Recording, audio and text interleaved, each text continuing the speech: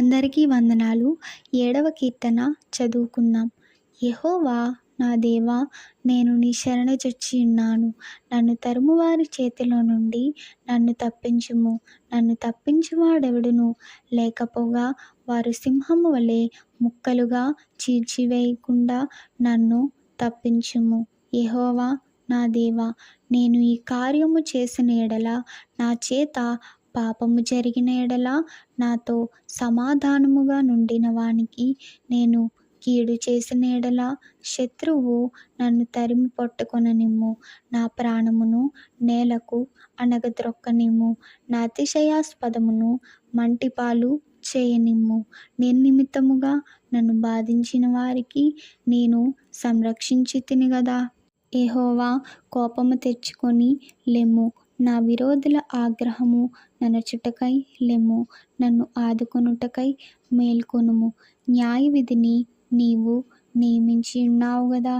జనములు సమాజముగా కూడి నిన్ను చుట్టుకొనినప్పుడు వారికి పైగా పరమందు ఆసీనుడవు కమ్ము.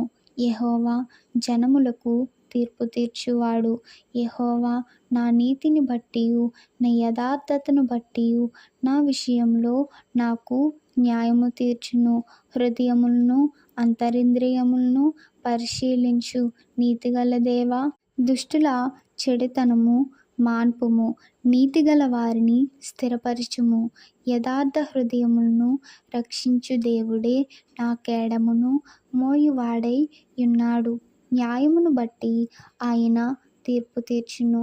ఆయన ప్రతిదినము కోపపడు దేవుడు. ఒకడును మల్లని ఎడల ఆయన తన ఖడ్గమును పదును పెట్టును.